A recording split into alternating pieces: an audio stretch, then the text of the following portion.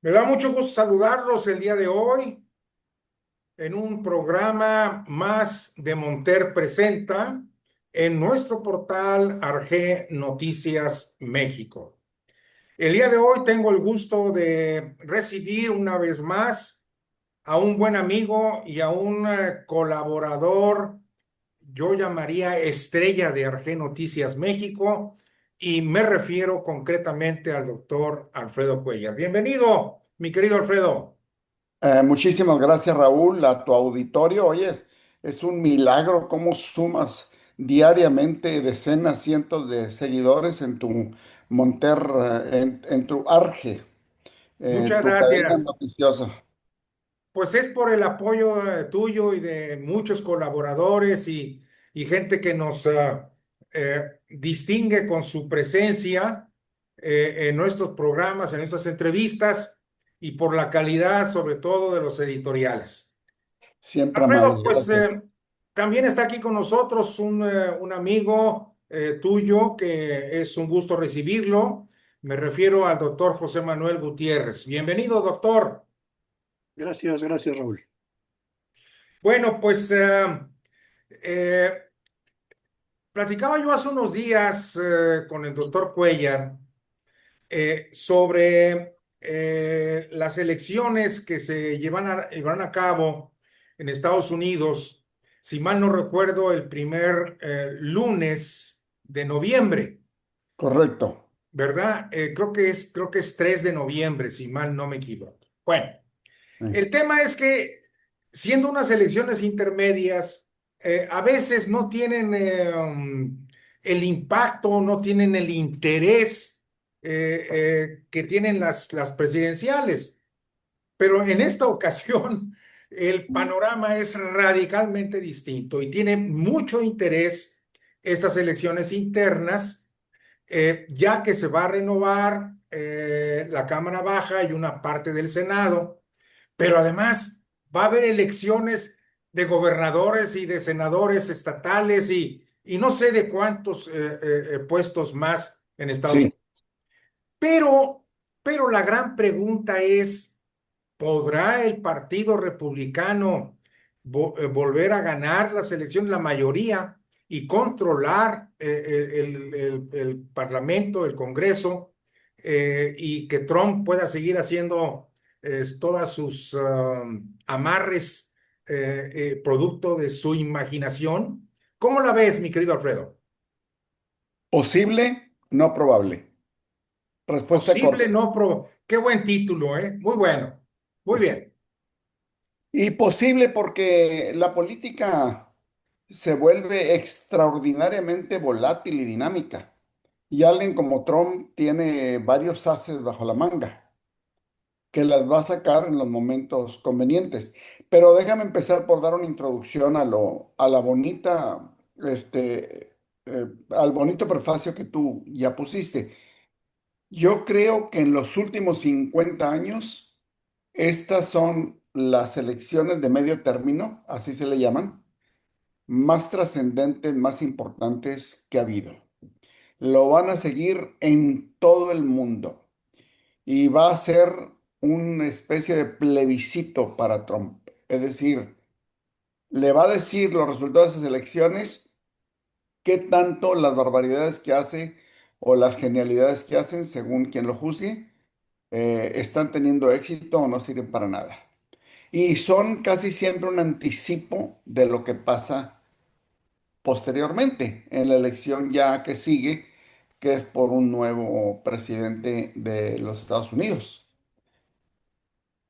Entonces, ok, estamos de acuerdo en que representa una importancia impresionante. Eh, ¿Cuáles son los temores de Trump en esta elección, Alfredo? Pues Trump eh, tiene mucho poder, pero, pero no es invulnerable.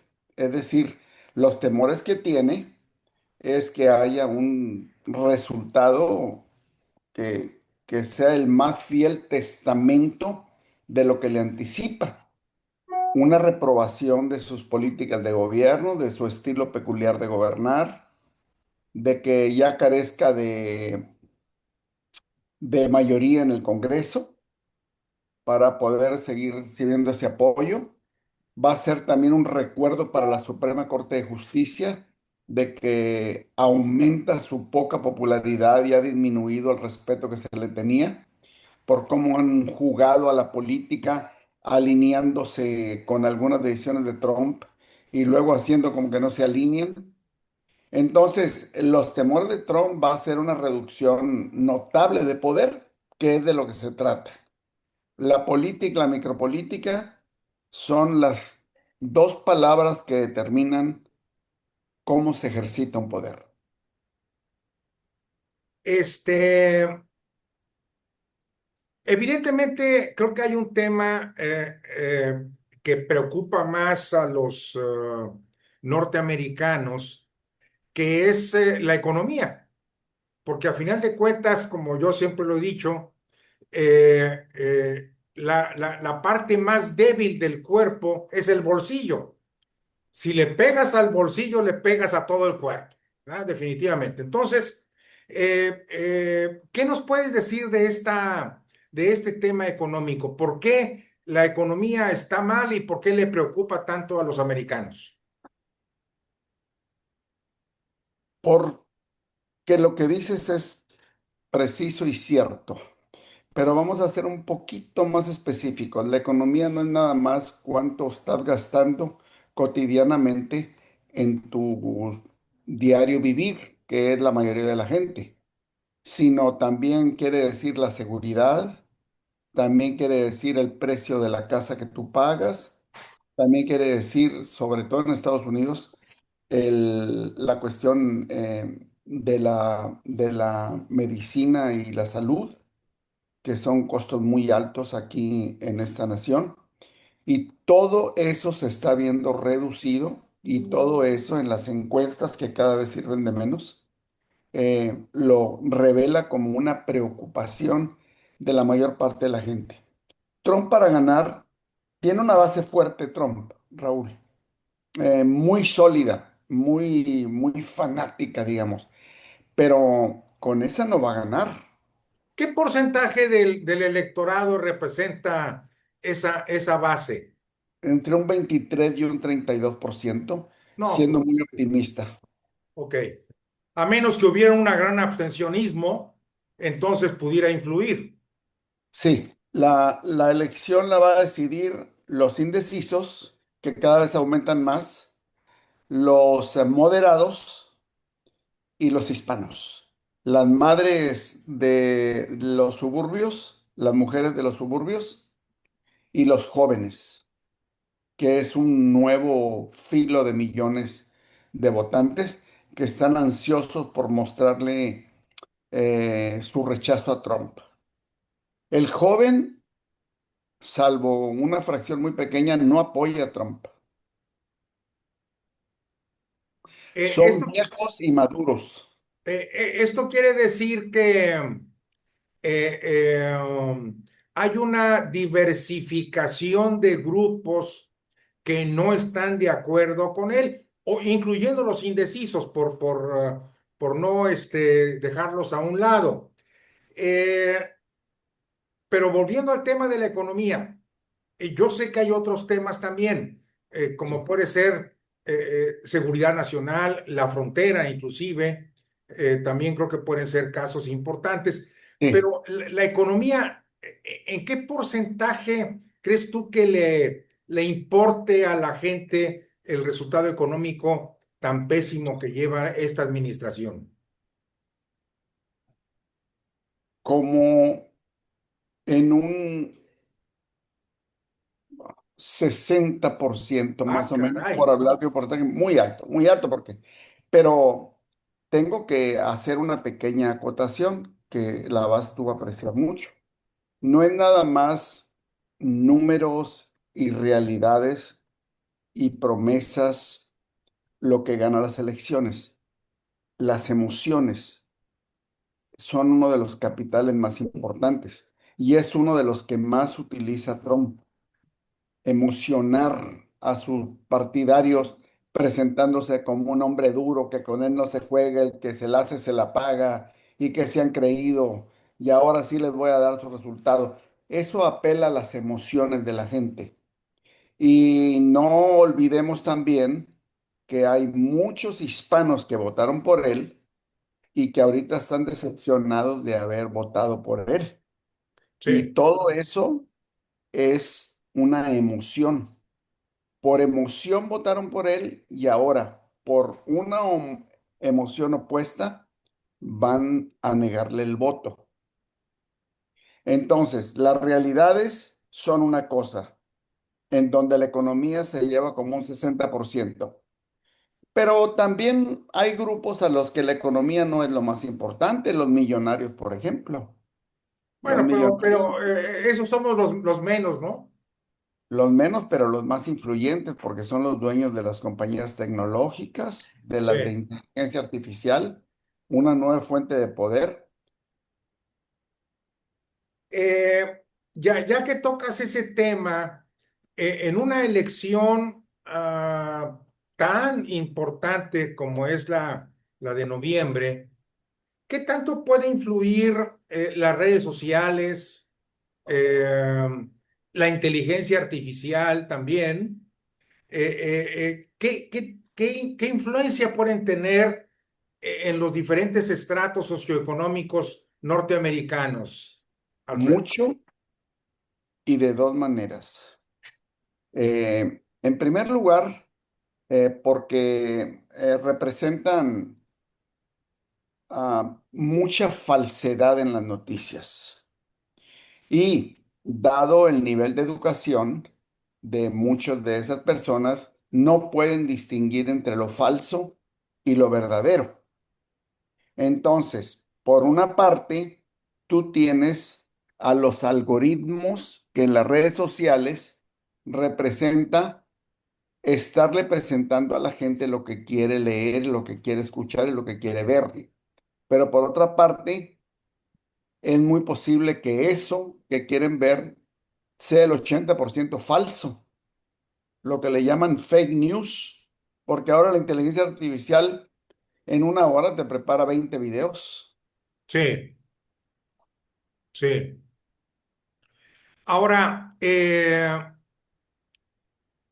¿tú crees, mi querido Alfredo, que eh, con toda esta maquinaria que existe o herramientas que existen en redes sociales, en inteligencia artificial, eh, las encuestas pueden tener alguna influencia? ¿O qué, junto con esa pregunta te preguntaré yo, ¿o qué tan creíbles son las encuestas? Han dejado de ser creíbles y voy a citar a nuestro mutuo amigo, el doctor Borrego. Las encuestas han dejado de servir porque ya no son sistemáticas y consistentes para poder medir la volatilidad de los contextos. Es decir, una encuesta en este instante vale en este instante.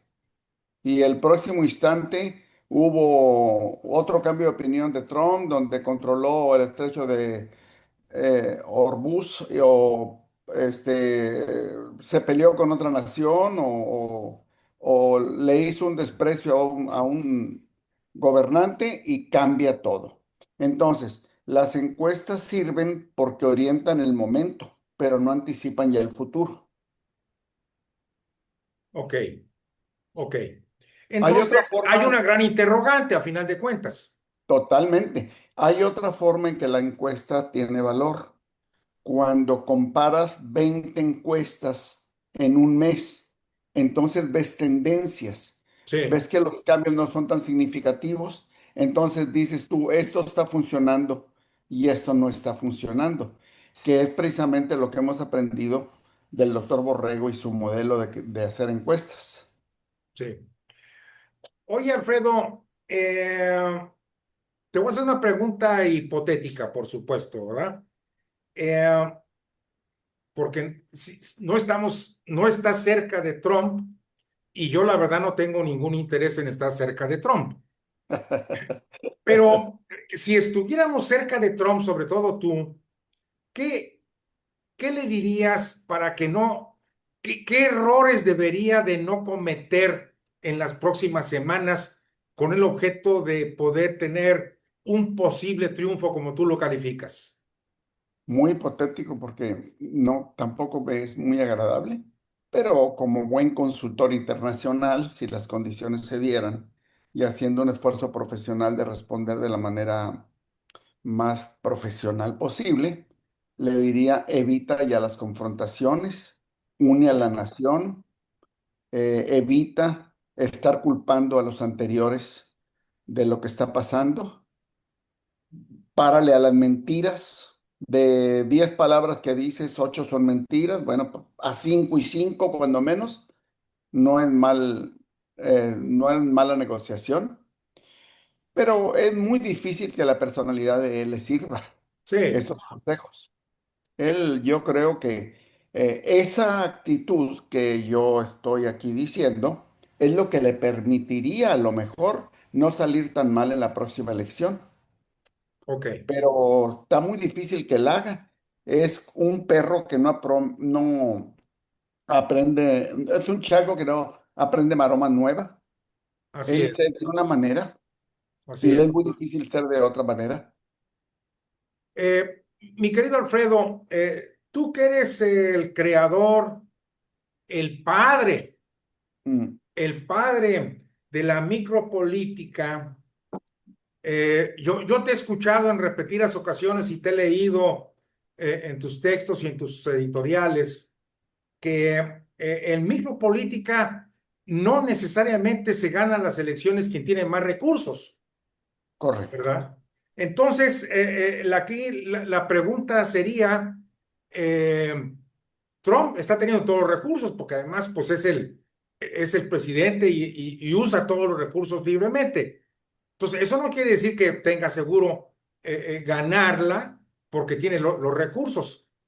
¿Cómo correcto. lo aprovecharían sus adversarios desde el punto de vista de la micropolítica? Qué buena pregunta. Un político tiene, aparte de recursos, que capturar las emociones y las narrativas. Trump es particularmente bueno para eso porque convence a sus partidarios y a otros que no son tan partidarios de él de que es un problema la bomba atómica que está haciendo Irán y que con esa excusa él está haciendo eso que está haciendo. Entonces, te digo todo esto porque de nada sirve que un opositor de Trump muestre sus mentiras o muestre datos. Eso es el error que cometió Hillary Clinton y le ganó Trump, porque Hillary Clinton presentaba evidencias.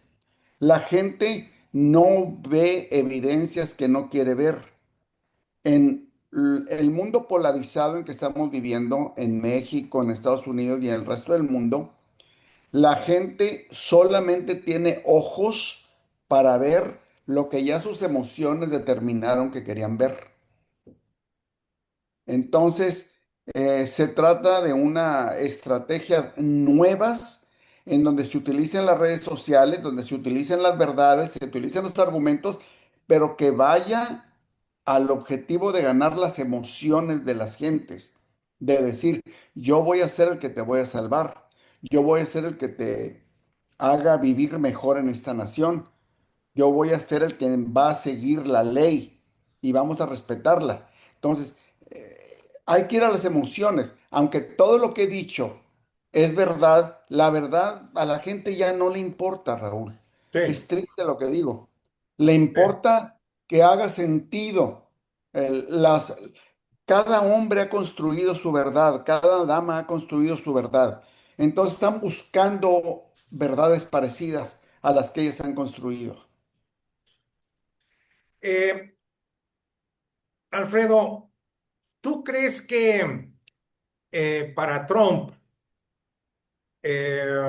México representa uno de sus temores? Sí, no. México es como una piñata. para Trump. La va a golpear cuando necesita golpearla para presentarse fuerte y recordarle que él es el que tiene el palo para golpearla, pero al mismo tiempo es el socio comercial más importante junto con Canadá. Entonces, no come lumbre Trump. Sabe que al alinearse con México, disgustarse y confrontarse además con México, va a pegar de manera más fuerte que lo que está pasando ahorita con Irán. Las maltratos o los daños que le pueda hacer a México, donde se perjudique ese comercio tan interdependiente que tienen, le va a pegar más auténticamente a la gente de Estados Unidos, a sus votantes, y se acerca más a asegurar que pierda esa elección. Muy bien. Entonces, una cosa es la narrativa, una cosa es cooperación y elogios y presión e insultos, pero la otra cosa es, en la realidad no va a desaparecer el Tratado de Libre Comercio. No se pueden hacer. Puede Claro. decir todas las veces que quiera Trump, no lo voy a seguir, no lo voy a apoyar, no lo voy a firmar, pero va a seguir funcionando porque lo necesita. Siguiendo ese hilo de argumentación, Alfredo, eh, es evidente que a los votantes norteamericanos les interese este tema del TEMEC. ¿Por qué? Porque ya lo explicaste tú claramente, ¿verdad? Pero, aquí pondría yo un punto y coma. Pero también habría que incluir en este hilo de argumentación el tema de la seguridad, el tema del combate al narcotráfico, el tema del narcoterrorismo, del lavado de dinero y de una serie de cosas que él prometió acabar con ellas, Sí. ¿verdad? Y someter al gobierno de México, que no ha podido hacerlo. Entonces, la pregunta sería concretamente esta, Alfredo. ¿Tú crees que esto lo obligue a endurecer sus acciones o va a seguir actuando en forma igual? Ambas respuestas son correctas. Según le convenga para presentarse más duro y para recordar que él tiene el palo que golpea la piñata, lo va a endurecer.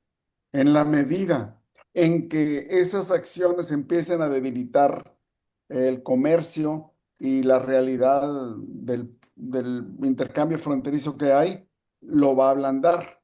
Un día va a hablar mal con Claudia Sheinbaum y al otro día va a decir, ya recapacitó. Finalmente yo siempre he dicho que es una mujer que sí entiende razones, sí, y le va a apreciar. Lo que se tendría aquí que ver es qué tanto caen en ese juego los mexicanos y particularmente el gobierno de México, porque se les olvida que aquí hay 40 millones de mexicanos que necesitamos a México más que Trump y no parece que se les tiente el corazón ni con las remesas, ni con los asesinatos que ha habido de mexicanos, ni con la persecución tan injusta que ha habido. Entonces ella tiene que decir, con todo respeto al señor Trump, tenemos que negociar que ya le baje tantito, así como nos pide a nosotros que le bajemos tantito algunas cosas, él que corresponda también. Y en esa diplomacia de estira y afloje es donde se sostiene la relación de México con Estados Unidos. Entonces, déjame ser más preciso en la pregunta. Manejando el mismo concepto que tú estás estableciendo, esto no quiere decir que en las próximas semanas, por motivos de la elección, Trump pueda decir, exijo, demando que me entreguen a Rocha Moya, Insunza, a los 10 acusados o a más gobernadores. No, no va a ser así, ¿verdad? No, no va a ser así, pero según convenga que se le perciba a él como muy débil y como que México no está siguiendo las instrucciones que él quiere, entonces sí lo va a hacer. Pues yo creo Y que más aún, el panorama es precisamente el que tú acabas de describir. México no le ha hecho caso. México no, sí le ha hecho mucho caso. No, me refiero Por- concretamente al caso de Rocha Moya y los al, otros nueve no, al acusados. caso de Rocha Moya no, porque esto ya pone, y yo creo que se ha dado cuenta Estados Unidos, y el que está decidiendo los pasos es Marco Rubio, particularmente.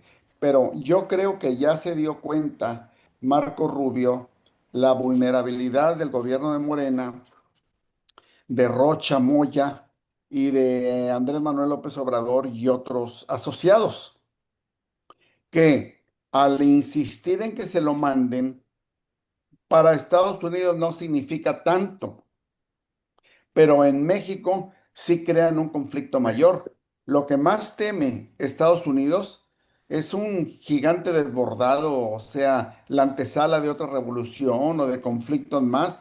Imagínate que la situación, los escenarios de México por debilitar demasiado al gobierno, ya haya tres o cuatro países, el sureste, el norte y los de la costa del Pacífico. Entonces, y donde ya no pueden, tienen que negociar con todos. Ahorita cuando menos, negocia con una sola cabeza o con un solo gobierno. Entonces, los Estados Unidos tienen que estar sumamente conscientes de que esa vulnerabilidad les va a perjudicar más. Y más si le dicen, pues tú fuiste el que metiste el desorden, te metiste, apresaste al Mayo Zambada, los declaraste narcoterroristas y era un país que funcionaba y ahora ya no funciona. Ok. Para que la audiencia lo entienda, lo que Alfredo Cuellar nos está diciendo es que el gobierno de Estados Unidos no quiere que haya varios Sinaloas en varias partes del país, Correcto. Varios ¿verdad? Sinaloa, varios Tamaulipas, varios Michoacanes, etcétera, etcétera. Muy bien. Es decir, lo que más teme Estados Unidos es una desestabilización mayor de México y saben que no estamos tan lejos si se siguen manejando las cosas de esa manera. Muy bien. Para terminar, mi querido Alfredo, si Trump mantiene la mayoría en la Cámara Baja, pues va a seguir haciendo lo que se le pega a su real gana. Sí, Si no la controla, si la pierde, si pierde el control, digo, va a seguir haciendo lo que quiere también, pero ya más con más complicaciones. ¿Esto qué correcto. tanto le beneficia o le perjudica a México? En ambos casos. Ah, mucho. Son estilos de gobernar. Los estilos de los demócratas eran menos extremistas y polarizantes, partiendo de la premisa de que es un gran socio comercial, partiendo de la premisa que muchas cosas dependen de esa estabilidad, partiendo de la premisa que la frontera de México y Estados Unidos es la más transitada del mundo y partiendo de la premisa que no queremos mayores dificultades con México, entonces vamos a concentrarnos en problemas en otras partes del mundo, Ucrania, el Medio Oriente, Rusia, China, y vamos a dejar en paz a México. Pero Trump, que tiene como estilo peculiar de gobernar, alterarlo todo, destruir muchas cosas, decir que todo depende de él, entonces ha creado todo este ruido y todas estas dificultades. Entonces, México yo creo que al no tener tanto poder Trump, se tranquilizan un poco más y se concentran más. Fíjate, la política exterior es lo que determina la política interior. Así Y la es. política interior influye mucho en la política exterior. En el caso de México y Estados Unidos. Canadá y Estados Unidos también. No que Canadá, por su estilo de gobernar y un país muy poderoso, ya no le ha hecho mucho caso a Trump y Trump ya no se ha metido demasiado con ellos. Ok. Pues no sé si quieras terminar con alguna frase, Sí, algún cómo no. concepto de Claro, todo lo que hemos platicado. siempre me da esa oportunidad y voy a decir lo mismo. ¿De qué manera podemos convencer a los mexicanos que hay dos Méxicos, que somos uno solo? Sí. 40 millones que vivimos aquí, que deseamos seguir siendo mexicanos, seguir hablando español, conocer nuestra cultura, conocer esa nación. y parece que en México nomás les interesan las remesas. El gobierno no nos pone atención, nos descuida mucho totalmente.